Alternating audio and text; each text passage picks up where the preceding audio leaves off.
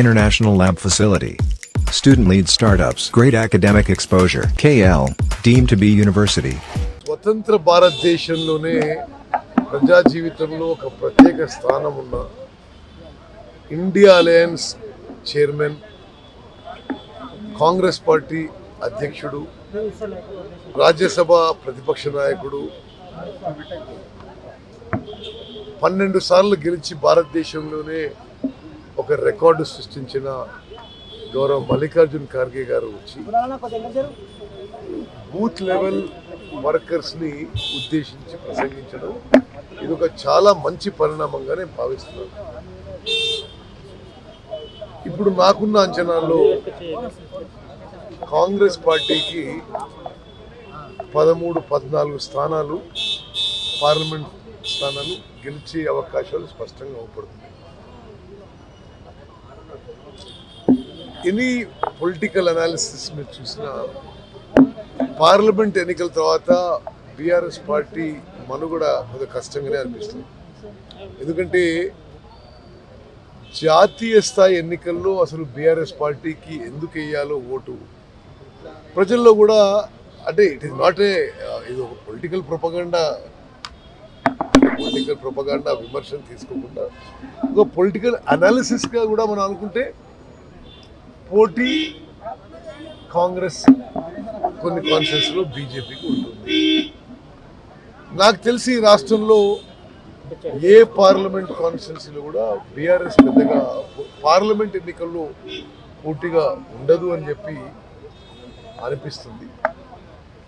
సహజంగా పార్లమెంట్ ఎన్నికల్లో కాంగ్రెస్ పార్టీకి 13-14 స్థానాలు వచ్చి ఇతర పార్టీలకి చాలా తక్కువ స్థానాలు వచ్చినప్పుడు ఆ పార్టీలు బలహీనపడి క్షీణించిపోయే ఏదైతే ఒక పొలిటికల్ అనాలిసిస్గా ఈరోజు అనిపిస్తుంది నాకు. బీజేపీ వాళ్ళు ఏదో ఎగురుతుంది కానీ పెద్దగా వాళ్ళకి క్యాడర్ బలం కానీ ఆర్గనైజేషన్ స్ట్రక్చర్ కూడా లేదు తెలంగాణలో ఎక్కువ parliament constituency. So Congress is set for a nearly clean sweep in Telangana in parliament election. Sir, రామాలయము తమ కట్టెలకు వస్తుందని బీజేపీ అనుకుంటుంది. ఇది రామాలయం, అయోధ్యలో రామ మందిరం కట్టారు కదా, అది బీజేపీకి ఓట్ షేర్గా మారబోతుంది. మళ్ళీ నేను చెప్తున్నా, ఇది ఒక దురదృష్టకరం. భక్తి అనేది ఒక వ్యక్తిగత విషయం. నేను కూడా రామభక్తులనే, మా కుటుంబం అందరం కూడా రామభక్తులమే. మా అమ్మ ప్రతిరోజు రామాలయం పోతుంది.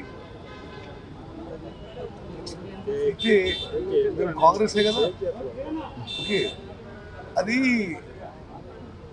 మొన్న జరిగిన ప్రోగ్రాము వాళ్ళు ఒక రాజకీయ లబ్ధి కోసం చేశారు కానీ ఈ దేశ ప్రజలు చాలా చైతన్యవంతులు. ఆ విధంగా డైవర్ట్ కారని చెప్పి నా అంచనా, నా ఆలోచన. తెలంగాణలో అయితే నేను తెలంగాణకు పరిమితం అవుతా. ఓకే, తెలంగాణలో అయితే మీడియాలు తప్పితే బీజేపీ పెద్దగా అవుపడతలేదు. గ్రౌండ్లో మీడియాలో అవుపడుతున్నారు అంతే. అదేవిధంగా తెలంగాణలో ఈ 50 రోజుల్లో తెలంగాణ ప్రజల్లో, సమాజంలో అన్ని వర్గాల్లో కూడా ఒక సంతోషం, ఒక యూఫోరియా, ఏదో ఒక స్వేచ్ఛ, ఒక హ్యాపీనెస్, అది మీరు కూడా అందరూ గమనిస్తున్నారు ఎక్కడ పోయినా సరే. పర్ఫార్మెన్స్ గురించి అంటారా, ఇప్పుడు 48 గంటల్లోనే 2 హామీలు అమలు చేసినాం. మరో 2-3 హామీలు ఒక వారం 10 రోజులు చేయబోతున్నాం. క్రమక్రమంగా ఇచ్చిన మాట నిలబెట్టుకోబోతున్నాము. అదేవిధంగా నేను ఈరోజు ఇప్పుడు మీతో మాట్లాడుతున్న ఒక కాంగ్రెస్ లీడర్లు కాదు. ఇక్కడ కరీంనగర్ మీటింగ్ నేను పెట్టేదానికి వచ్చినా కానీ మీరు యాక్సిడెంట్గా మిమ్మల్ని కలుస్తున్నాను. నేను ఎంత లోతుగా గత టీఆర్ఎస్ పరిపాలన విశ్లేషణ కానీ అనాలిసిస్ చేస్తుంటే అంత భయంకరంగా ఉంది పరిస్థితి. గత ప్రభుత్వం చేసిన నిర్వాహకం అసలు, అరే ప్రభుత్వంలో ఉన్న వాళ్ళు ఇంత నిర్లక్ష్యంగా, ఇంత అసమర్థంగా, ఇంత క్రిమినల్గా నెగ్లిజెంట్గా, ఇంత కరప్ట్గా ఎవరైనా ఉండగలుగుతారంటే అసలు ఊహకందిన విషయం. నేను పదే కొన్ని విషయాలు చెప్తున్నా, మళ్ళీ చెప్తున్నాను. మేము మొదటి రోజు ఎలక్ట్రిసిటీ రివ్యూ చేస్తే 90,000 కోట్ల, రెండో రోజు ఇరిగేషన్ రెవెన్యూ చేస్తే 2 లక్షల కోట్లు ఖర్చు పెట్టిండ్రు. అది ఎవరి సొమ్మా 2 లక్షల కోట్లు? నిన్ను నన్ను మన పిల్లల్ని వాళ్ళ పిల్లల్ని తాకట్టు పెట్టి అప్పు తీసుకొచ్చి ఖర్చు పెడితే మాత్రం ఆయకట్టు, కొత్త ఆయకట్టు సృష్టించడం జరిగింది. 2 లక్షల కోట్లు ఖర్చు పెట్టిన తర్వాత 3వ రోజు నిరుపేదలకి రేషన్ బియ్యం ఇచ్చే సంస్థ సివిల్ సప్లైస్ కార్పొరేషన్ పరిస్థితి చూస్తే 58,000 కోట్ల అప్పు. ఈ విధంగా ఏ రంగం చూసినా టిఆర్ఎస్ ప్రభుత్వం యొక్క పనితీరు విధ్వంసకరంగా ఉంది. Destroy systems, irrigation, power, civil supplies నాశనం పట్టేసారు.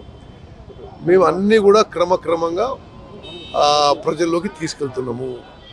అదేవిధంగా మేము కన్స్ట్రక్షన్ తెలంగాణని ఏ విధంగా ఒక రైట్ వేలో తీసుకుపోవడానికి క్రమక్రమంగా తీసుకుపోవడం జరుగుతుంది.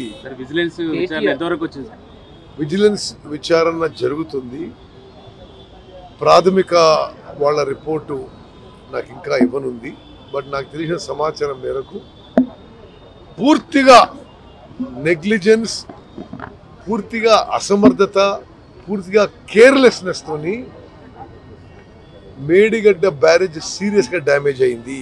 సార్ ఎల్ఎన్టీకి బయటికి మాత్రమే ఎల్ఎన్టీ కట్టినట్టున్నారు, కానీ సెకండ్ వాళ్ళు కట్టినది మాత్రం ఎల్ఎన్టీ కాదు, వాళ్ళ మీద ప్రెషర్ తెచ్చి వేరే కాంట్రాక్టర్కి ఇచ్చారు, వాళ్ళు నిర్మించారు అనే ఒక విమర్శలు ఉన్నాయి. అది ఉందా సార్? మీరు అంటే నా దృష్టికి రాలేదు. తప్పనిసరిగా నేను అది పరిశీలన చేస్తాను. కమిటీ ఇస్తున్నారు సార్, దీని అధ్యయన కమిటీ వేస్తున్నారు సార్, పూర్తి స్థాయిలో నిపుణుల కమిటీ. ఏది మేడిగడ్డ? ఓకే, సరే మీరు చూస్తున్నారు. ఇప్పుడు విజిలెన్స్ ఎంక్వైరీ అవుతుంది. మేము పోయి వచ్చినాం. అసలు అంటే ఎంత దురదృష్టకరం అంటే 94,000 కోట్లు ఖర్చు పెట్టిన కాళేశ్వరం ప్రాజెక్టుకి మేడిగడ్డ బ్యారేజ్ దానికి గుండెకాయ లాంటిది. అంతకుముందేమో టూరిజం ప్రాజెక్టులో ఉపయోగించి వచ్చిన వాళ్ళందరూ బస్సులు పెట్టి తీసుకుపోయి అసలు ప్రపంచంలోనే అద్భుతమైన ప్రాజెక్ట్ అని చెప్పిండ్రు. ఇది ఎంత దురదృష్టకరం, ఎంత దిగజారుడుతనం.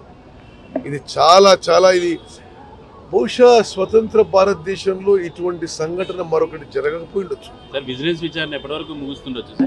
సరే, శాసనసభ డేట్ వస్తుంది. ఇది పార్లమెంట్ సెషన్ కాగానే శాసనసభ మొదలవుతుంది. ఆ టైం వరకు విజిలెన్స్ యొక్క రిపోర్ట్ మేము ఇవ్వమని కోరుతున్నాం. కేటీఆర్ ఏమంటున్నారంటే ప్రజలు కాంగ్రెస్ పార్టీకి ఓటేసి పశ్చాత్తాపడుతున్నారు, పార్లమెంట్ ఎన్నికల్లో మేము గెలుస్తామని అంటున్నారు. అసలు దానికి పాపం కేటీఆర్ గారు ఇంకా ఆ భ్రమల్లో జీవించడం మానేసేయాలి. దట్ ఈస్ కంప్లీట్లీ ఒక ఇల్యూజన్లో, ఒక డ్రీమ్స్లో బ్రతుకుదిగా రియాలిటీకి మీరు దిగాలి. అసలు ప్రజలు మిమ్మల్ని తిరస్కరించారు. ఇక ప్రజలు తిరస్కరించడమే కాదు, ముందు నాకైతే ప్యూర్లీ ఒక పొలిటికల్ అనాలిసిస్ పద్ధతిలో బీఆర్ఎస్ పార్టీ ఎగ్జిస్టెన్స్ కూడా ప్రశ్నార్థకంగా ఉంటుందని చెప్పి మరిన్ని వీడియోస్ కోసం ఛానల్ ని సబ్స్క్రైబ్ చేయండి. లేటెస్ట్ అప్డేట్స్ కోసం వాట్సాప్ ఛానల్ ని ఫాలో చేయండి. అండ్ లింక్ డిస్క్రిప్షన్ లో ఉంది.